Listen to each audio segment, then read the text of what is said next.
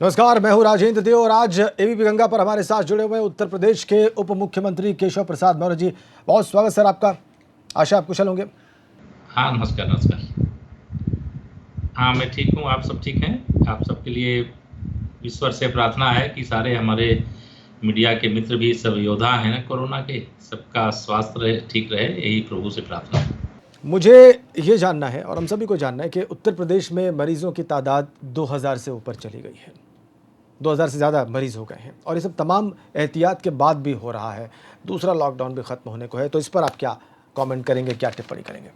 देखिए, 2000 से ऊपर जो कोरोना गए हैं उसमें 1000 से ऊपर संख्या तबलीगी जमात से संबंधित लोगों की है। बड़ा कारण मैं यह मानता हूँ कि जमात से संबंधित लोग हैं और उनके कारण संक्रमण को विस्तार मिला है। लेकिन उत्तर प्रदेश सरकार ने माननीय प्रधानमंत्री श्री नरेंद्र मोदी जी के नेतृत्व में भारत सरकार के मार्गदर्शन में समय अनुसार हर वह कदम उठाए हैं, प्रभावी कदम उठाए हैं, जिससे उत्तर प्रदेश जैसे देश के सबसे बड़े राज्य में संक्रमण उस रूप में विस्तार नहीं कर पाया है जैसी आशंका थी, जैसी संभावना थी, और इसको काफ़ी कुछ नियंत्रित करने में हमें सफलता मिली है। लॉकडाउन की सफलता के कारण हम ये मानते हैं कि नंबर 2000 की सीमा में सिमट गए।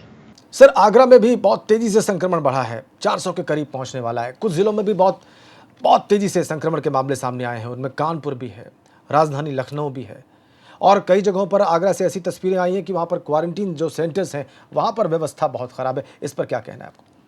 देखिए, व्यवस्था को लेकर के सरकार पूरी सजग है, पूरी जिम्मेदारी से व्यवस्था की जा रही है। कहीं एक आगरा की घटना ज़रूर आई है सबके सामने, लेकिन कुछ स्थानों पे अगर ऐसी कोई असुविधा हुई है तो उसमें तत्काल कड़े निर्देश दिए गए हैं। जो अधिक इस प्रकार से प्रभावित ज़िले हैं, उन ज़िलों में मतलब डीएम और कमिश्नर आदि तो लगे ही हैं, लेकिन हाई लेवल के मतलब आईएएस अफसर भी गए हैं, आईपीएस भी गए हैं, स्वास्थ्य विभाग के भी अधिकारी गए हैं। और जब से यह सारे अधिकारी वहाँ नोडल अफसर के रूप में ऐसे अधिक प्रभावित जिलों में गए हैं, तो स्थिति काफ़ी कंट्रोल में है, व्यवस्था काफ़ी ठीक हो गई है। अचानक जब इतना बड़ा संकट आता है, जिसकी संभावना शायद मैं समझता हूँ कि पूरी दुनिया में किसी को नहीं रही होगी, देश में किसी को नहीं रही होगी, उत्तर प्रदेश में किसी को नहीं थी, तो ऐसे समय में अचानक इतनी बड़ी आफत आ जाना, तो कहीं कुछ असुविधा हो सकती है, लेकिन सरकार की मंशा बहुत स्पष्ट है कि जो क्वारंटीन किए गए लोग हैं, उनके लिए जो आवश्यक व्यवस्था है उनको वहाँ पर उपलब्ध कराया जाएगा।